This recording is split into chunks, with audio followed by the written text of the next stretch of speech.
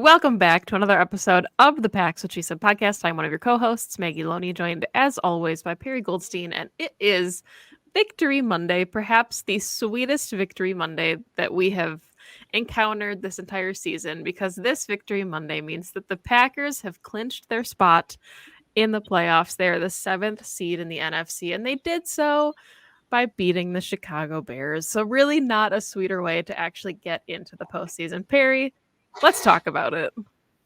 Yeah, the Packers are going to the playoffs. Can you believe it? First year of Jordan Love's career as the Packers franchise quarterback. What was meant to be a rebuild. Youngest team in NFL history. Not just youngest team in the league in the year 2023. Youngest team in NFL history. And they are going to the playoffs. It's really quite something.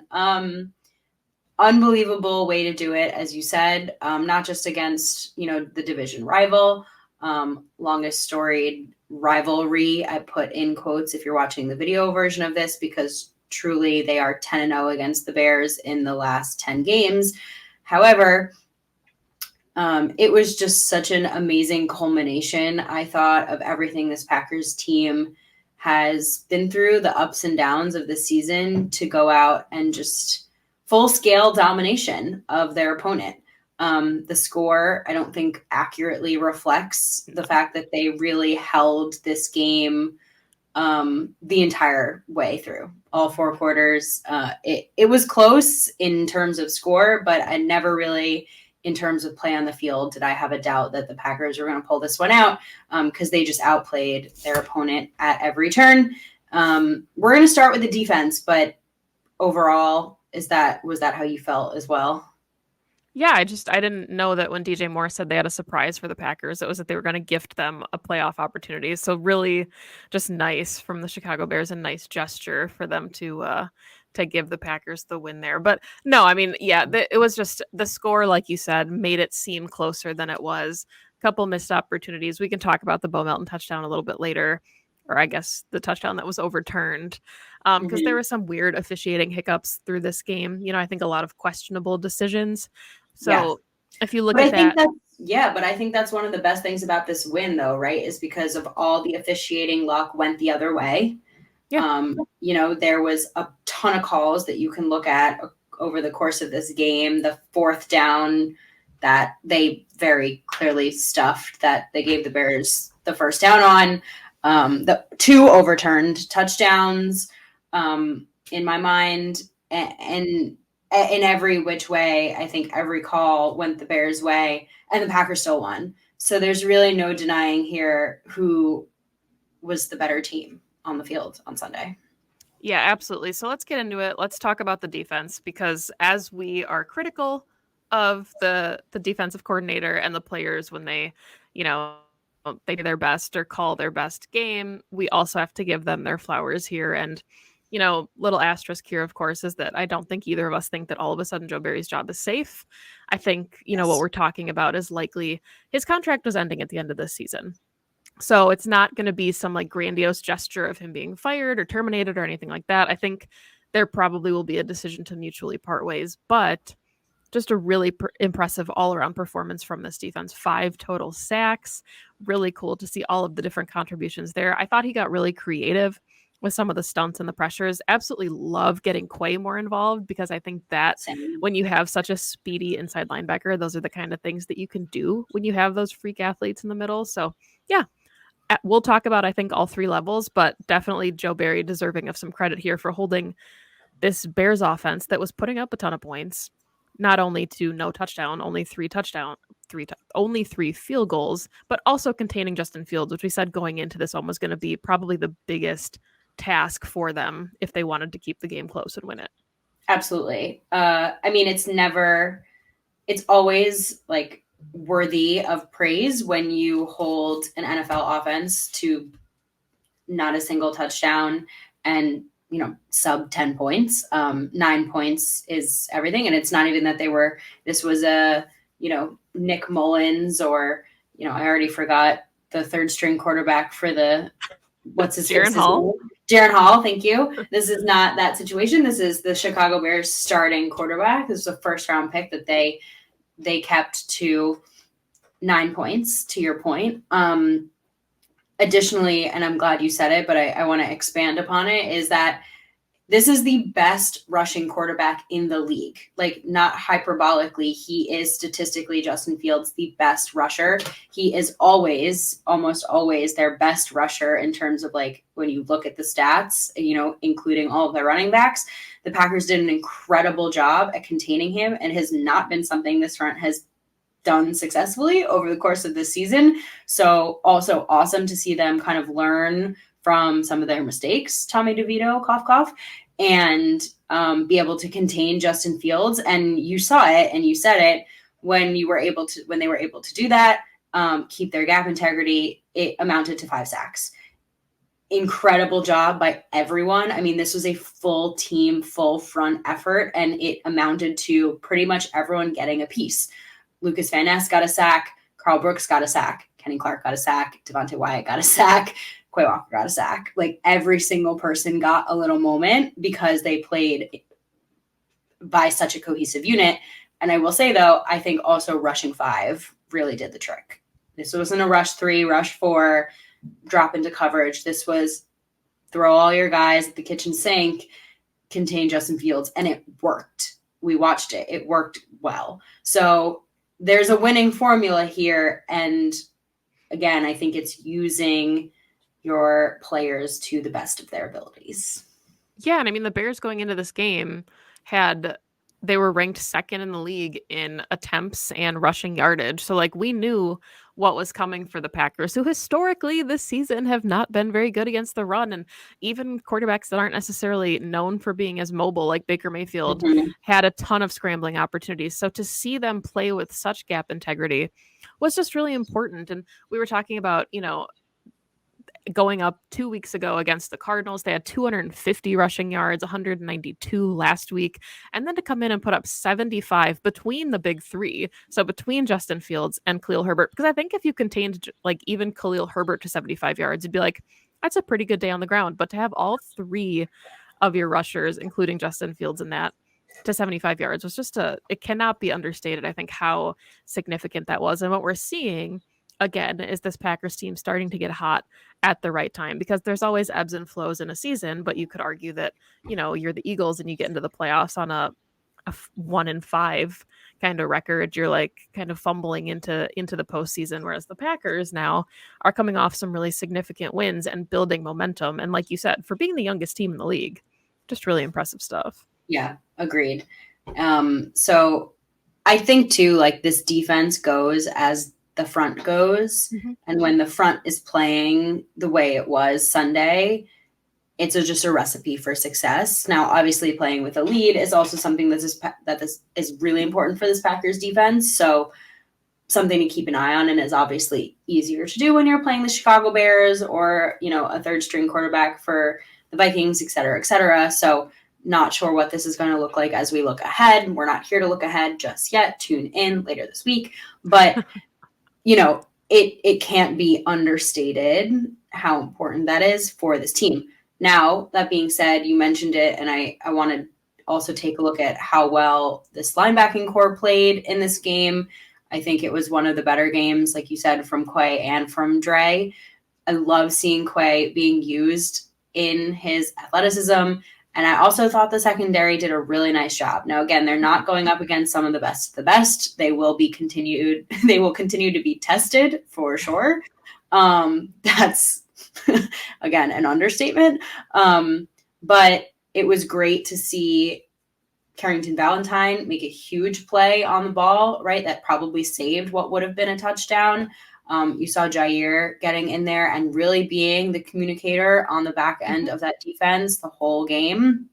He had DJ Moore locked up. Again, having Joe Barry utilize his guys in the ways that is to the best of their abilities, having Jair shadow their best wide receiver did wonders. And that's not to say that Justin Fields didn't have his moments, right? I think especially in the first half, he was completing some passes. He was finding spots in the zone, but they really clamped down in the second half, and he really they couldn't get much going on the ground. They couldn't get much going through the air. And obviously it resulted in 9 points. And the physicality from this defense is also something we've talked about. Like, I remember even going back previewing the Falcons game. So we're talking week 2 at this point. We had said, one of the things going into that game was that you've got Jair, who loves to be physical, but he's going up against like Drake London and Kyle Pitts and some really big receivers. So to see him kind of body up Cole Kmet in the end zone and break up what could have been a touchdown, really love to see that out of him. Yeah. Carrington Valentine, to just have the recovery speed to get up there. I know everybody wanted a pick in the moment. That would have been great. But the fact that, for a lot of DBs, that's a touchdown. So for him to go in and save that, just like you said, there's so much for this team to build off of, and they're doing it at the right time. When we'll talk about it later in the week, like you said, but when they're going up against literally the best offense in football in regards to points for. Yeah. I'll take a PBU all day, every day, if it means it's a field goal and not a touchdown. So I'm with you.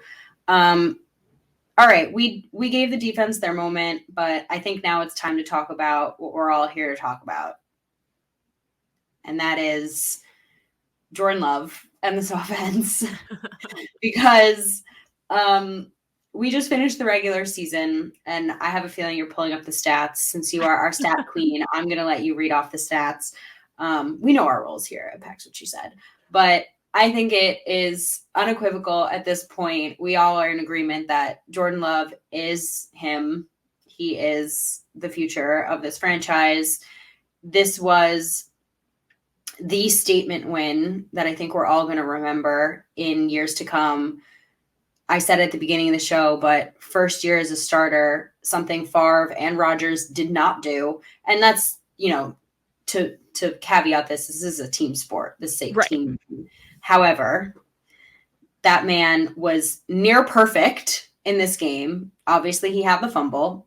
That's okay. Was trying to make a play. It didn't end up mattering in the long run.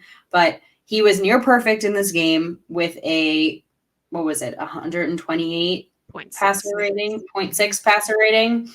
127 for 32, 316 yards, 2 touchdowns. Probably should have been 129 for 32 and 4 touchdowns, but we'll get there. Just an absolute statement win. Had multiple huge throws in big moments. Money on third down. Money with pressure in his face. Unfazed, unrattled, all of it. I'm kind of running out of things to say about him. Feeling confident and impressed with 10 and this offense as a whole, but we did it. We found him again, and it feels good. Yeah, and I mean, I think, it's just like you said, you're running out of ways to describe it. And we talked about it early in the season where we said that there was gonna need to be some patience. Because the whole point of this, here's that buzzword again, ready, drink. Like the evaluation year of 2023 was to see what you had in your quarterback. And there were some ebbs and flows and highs and lows because we're talking about an offensive line that was banged up and they were still trying to figure out their best 5 in the beginning of the season, missing your core pieces. Christian Watson, unfortunately, has been out 5 games straight. And, that's bothering him. We saw him coming off where he was really starting to ascend into the middle part of the season. Aaron Jones is back healthy. We will talk about him and some of his numbers.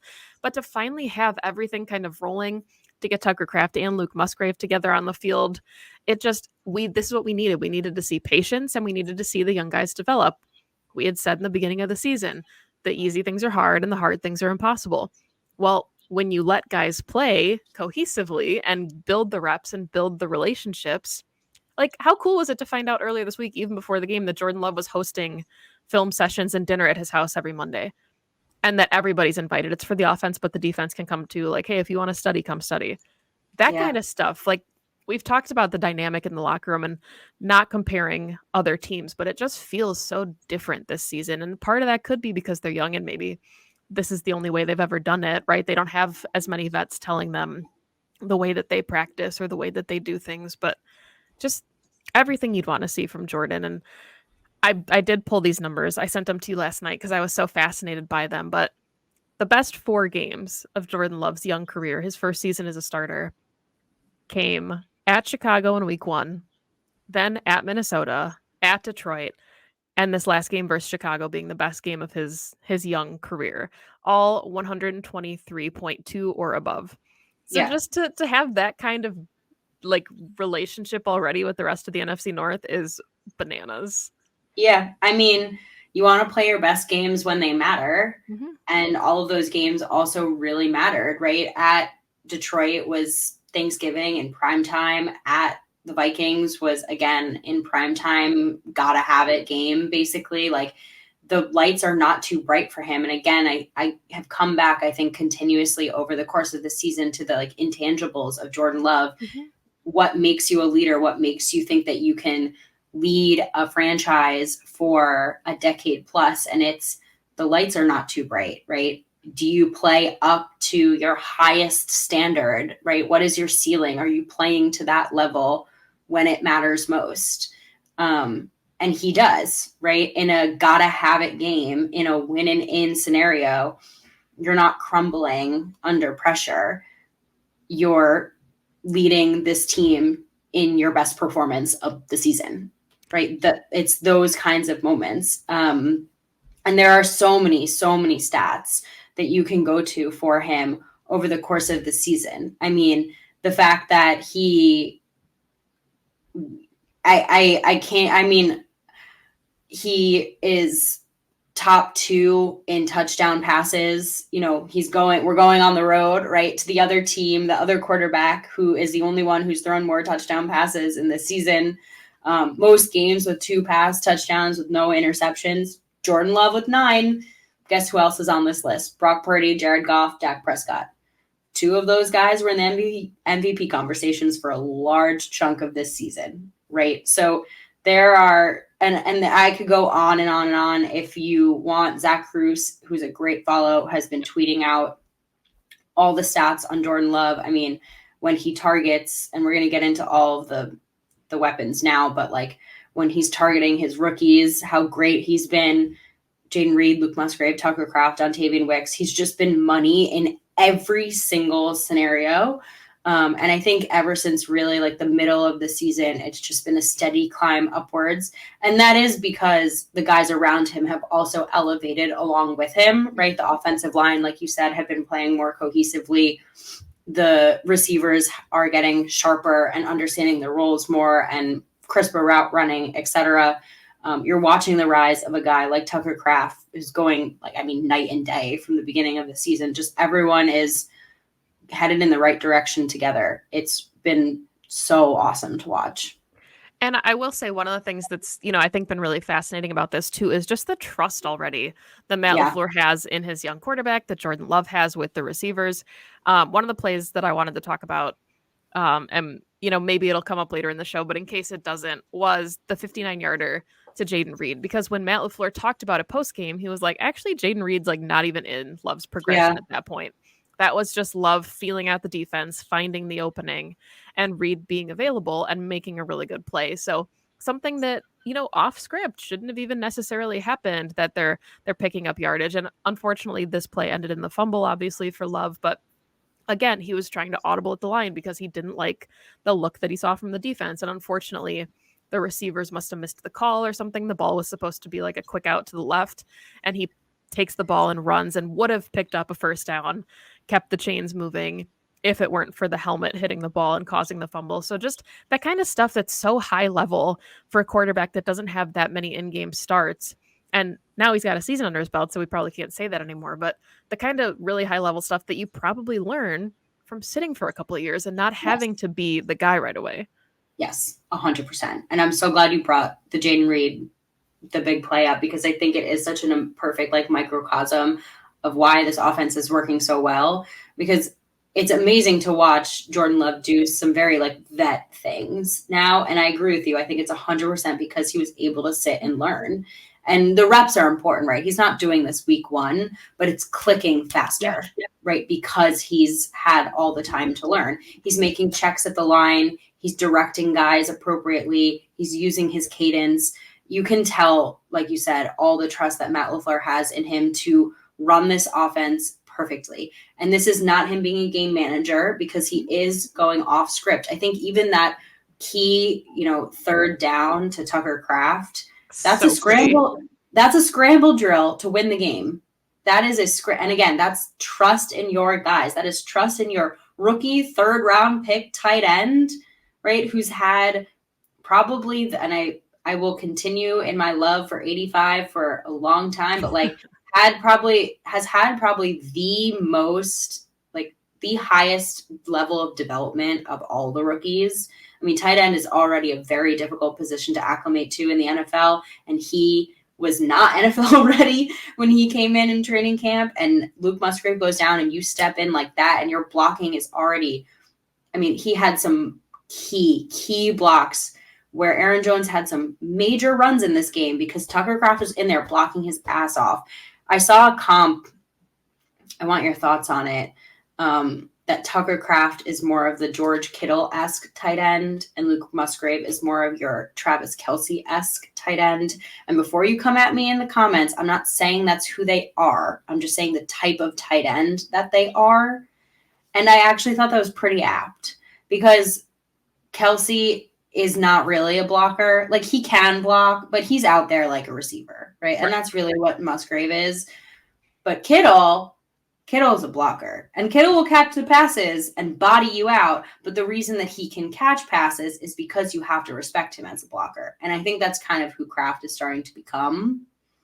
And now the Packers have 2 guys on the same team that are kind of like the prototype. Yeah, and I think what's so interesting about this too is like you look at Josiah DeGuara's snap counts, and I know he had the injuries too, but yeah, it's just completely dipping because the Packers are so confident. Well, and going into the season, it was like, well, Josiah's probably still right up there because you've got 2 really young guys who are still learning the offense. And Tucker Kraft, like you said, to start the season, whiffed on some blocks, wasn't really sure, of what he was doing. And yeah, he just absolutely took some guys for a ride yesterday. And I do think those are apt comparisons because when I think of George Kittle, I think of somebody, I think he's been quoted saying like tight end is the best position because you get to run people over and then you occasionally get to catch the ball. Like you get to man up against someone and throw them around and then be like, oh, I'm open here. I'm also get to like occasionally score touchdowns, which is fun. And that to me is just like who Tucker Kraft I think is at this point. But well, yeah, I think you have to be. Yeah, 100%. Let's talk about the guy that they sprung the runs for. Aaron Jones, last 3 games. Cannot say enough about him. 21 attempts for 127 yards versus Carolina, 6-yard average per carry. 20 attempts, 120 yards versus Minnesota, 6 yards per carry. 22 attempts for 111 yards against Chicago, 5-yard average. 130 plus scrimmage yards from Aaron Jones in 3 straight contests. And now you have a fresh-legged Aaron Jones playing his best football on an offense that's ascending going into the playoffs. Well, let's not forget also his 5 catches for 30 yards in this game. Absolutely. Right? He gets involved in the pass game as well, which is just like he is an unfair weapon. And I think I said this to you maybe after last week's game. I said, if the Packers get into the playoffs, if they somehow do this, and they have a fresh-legged Aaron Jones when everyone else's running backs have had a full season and are tired, yikes, watch out. And it's been a tough season for 33. You know he wants to be out there, right? You know it kills him that he cannot play, but he has had way less touches than everybody else now. And when he is out there, it is night and day. He is lightning in a bottle. It's electric. And in moments where you got to have the first down, I mean, they have a bunch of guys now where in got to have first down moments, you can go to them, but he's going to pick up yardage. He could get hit in the backfield and you think it's going to be a loss of 3 and he turns it into a plus of 3. He is just that good. Like, he has not lost a beat. And he's, I think, going to be, I mean, if somehow, some way they find a way to win in Dallas, and again, this is not our Dallas preview show, but it's going to be because Aaron Jones goes off. Which he historically has done against Dallas. There's some very famous pictures of Aaron Jones if you Google them. Yeah. But we said going into the season, like, what better weapon to have for a young quarterback than your vet, like one of the best running backs in the league. And unfortunately, Jordan didn't have Aaron Jones for the whole season, but to see this offense at almost its height, not full height, because they're still missing a few guys, but to see this offense at its most peak that we've seen so far this season with Aaron Jones in is really fun and really excited. And I'd be hard pressed to imagine that they don't bring him back next season. Yeah, I put it on Twitter, but Aaron Jones is one of those players that like just completely transcends however you feel about him as a football player, which obviously is fantastic. He's an incredible football player. Who he is as a human being and a locker room leader, like those things cannot go unnoticed, cannot be undersold, as especially when we're talking about, once again, the youngest offense and the youngest team to make the postseason. Like, you need guys like Aaron Jones that come up in clutch moments. And we talked about, AJ Dillon in moments this season was kind of a security blanket for Jordan Love. And no disrespect to AJ Dillon, because he has had some really nice games and you can tell that they do have a relationship, but it felt like Aaron Jones was just constantly available in the middle for a quick dump off. Yes. If Jordan needed him against the Bears. And we've saw it week 1 on his touchdown, when Aaron Jones is paired up with an inside linebacker, advantage Aaron Jones. So like there's just so many mismatches that he provides. And I think it was Wes Hodkowitz that tweeted that he had now eclipsed 8,000 career yards for the Packers. So just an all-time great, and definitely one of those players that you want to be in green and gold forever. He's in the Donald Driver tier at this point. There's very few Packers who really kind of transcend all levels from a talent and an effort and a team first mentality. And he is one of those players. And a belovedness. Yes, I agree with you. Before we do our closing remarks, I think let's talk about these young wideouts really quick, because all of them had huge days. From Jaden Reed's over 100-yard day. I know we touched on his big play, but I think he made big plays all afternoon. To Bo Melton and his 5 catches for 62 yards. Unfortunately, the touchdown didn't count, although between you and me, if the DJ Moore bounce off the turf counted, I don't know how Bo Melton's touchdown didn't count, but sue me, I'm not a ref. To Dontavian Wicks having 6 yards for 61 and 2 tuds. I love this core. We have talked ad nauseum about how this team doesn't need a one and how they spread the wealth. And once again, I think it shows up in another game how well that works for this offense. They have a plethora of riches all of a sudden at the wide receiver position, insane depth, all different kinds of receivers. I do want to gush just really quick about Dontavian Wicks. I did, if you watch the post-game live I did with Andy Herman, this is going to be redundant for you, so I apologize, but I'm just so impressed by a rookie 5th-round pick. It's unbelievable to me. I mean, it's one thing if you're a first or a second rounder and you kind of expect to be, a polished receiver coming into the league at this point with the way the college is, but you're a 5th-round pick, man, and you have that level of separation and those tricks coming off the line. I mean, he's leaps and bounds ahead of, I think, what you would expect him, where you would expect him to be. And Goot smashed this draft out of the park between him and Reed and Luke and Tucker. The core is there, at least for the next 3 to 4 years. The core is there, and it's really exciting. And they showed out, and it's going to be really cool to see how they do against one of the best defenses in the league. Going to be a huge test coming up, but really awesome from the young guys. Yeah, and I mean, I think it's just like, it's such a case study. Like, I hope there's like a 30 for 30 on Brian Gutekunst someday, because we're talking about the buzzword evaluating Jordan Love, and he's like, you know what? If I'm going to evaluate this young guy, I better give him just a shitload of talent. He goes and gets 2 tight ends that are incredibly dynamic. He invests a 2nd-round pick, which the Packers historically are very good at finding receivers. And he's like, well, let's round this thing out. Let's grab one in the 5th and the 7th. Like, obviously, we haven't seen DeBose a ton yet, but yeah, just I think what's so interesting about this receiving core is guys like Bo Melton, Malik Heath, probably wide receiver 5, wide receiver 6 on any roster, and probably Mhm. don't even get these kinds of opportunities in most circumstances. Going into the game, Christian Watson, arguably your wide receiver 1, at least going into the season, unable to go. Matt LaFleur had called that a little bit of trickery, which I thought was funny, saying it seemed like Watson wasn't going to be able to play, but he wanted to, have a little advantage against the Bears. But you lose Good for your Matt. if let's say then, without Watson, Romeo Doubs is your 1 first series of the game, and you lose him to the chest injury. Then you have a bunch of rookies who, yes, they have a season's worth of experience, but you're without your 2 quote unquote vets as 2nd-year players in that locker room.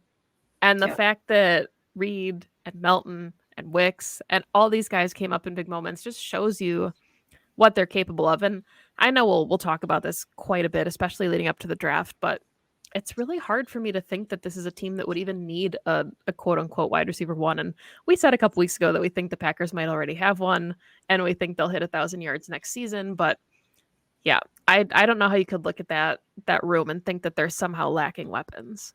Oh, they're not. They're for sure not. If anything, when they're all healthy, good luck to Matt figuring out how to use all of them. Too many cooks. Yeah, too many. Not just so many. Not too many, just so many. Closing remarks. I want to throw out there that I think Brian Gutekunst needs to be exec of the year.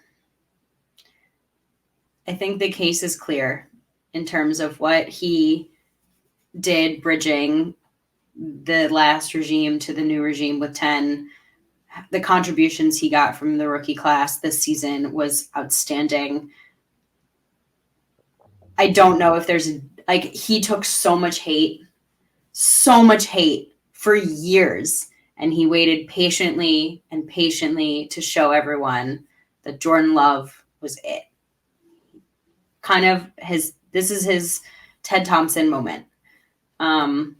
So I'm throwing his name in the ring. I'm sure it's already there, but I'm so impressed with the way this team just rallied and bounced back from a few roller coaster moments. This was not smooth sailing. This was not a linear, just get better over the course of the season. They were 2-5 and then had 2 really big wins and then hit a wall and then came back and rallied for the end of the season to make the playoffs. And they have a grit and a determination that we have not necessarily seen in Packers teams of the past.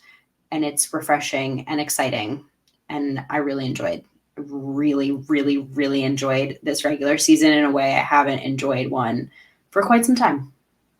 Yeah, I think, people thought that we were absolutely insane to say that we were excited for this season, because when you're spoiled with a Hall of Fame quarterback for as long as the Packers and Packers fans have been, thinking about potentially giving that up is supposed to be scary. And you're used to the postseason every season, and you have these expectations. And, even the Packers themselves say green and gold means winning. There's a culture here. You win football games, you go to the playoffs, you make Super Bowl runs. That is what we do in Titletown. So to not know going into the season what that was going to look like, nobody knew if Jordan Love was going to be the guy. There was Rashawn Gary. A lot of guys from the jump knew it in the locker room, but for everybody outside of 1265, we weren't sure. And there was a newness to it, and it kind of felt like an adventure. But again, a lot of fan bases, a lot of talking heads. Everybody thought that Packers fans that were excited about this season were crazy, because why would you possibly be excited to not have a Hall of Fame quarterback anymore? And this is, of course, not to say that Jordan Love is a Hall of Famer, but to go and see this young offense that we've kind of said all season, right? They don't know any better. They don't necessarily know winning to this caliber, but they also don't know losing to this kind of caliber. And we said going into the playoffs, it's house money. The playoffs are the cherry on the cake. I don't think it is. I think they're at a point where getting to the playoffs, obviously, yes, was the icing on a season that was meant for evaluation, but like this team can do some things. And we've seen them do it. And I think that's why this season has been so unexpectedly fun and enjoyable, because there wasn't necessarily pressure. And we had said, yes, that we thought they were going to go 10-7. You know, we still had the expectations as fans, but it was just refreshing to see such Yeah. contributions from really young players. Because what's fun about that is you think about what next season is going to look like in a couple seasons from now, when the team continues to grow together with all of these really impressive pieces that, you know, quote unquote, we're playing with house money this year. So really, really excited to see what they do against Dallas next Sunday. Yeah. So stay tuned. We will be coming at you with an unexpected, pleasant surprise of a preview show. Pax What She Said wildcard weekend preview show, guys. The season is not over. We are still here previewing games. It is January. We have not cleaned out our podcasting lockers. We are in the building. We are ready to go. But yeah, that'll drop later this week. Obviously, very excited to talk about Mike McCarthy, talk about this Cowboys offense, talk about how the Packers match up here. Dan Quinn, really big test on the defensive side of the ball.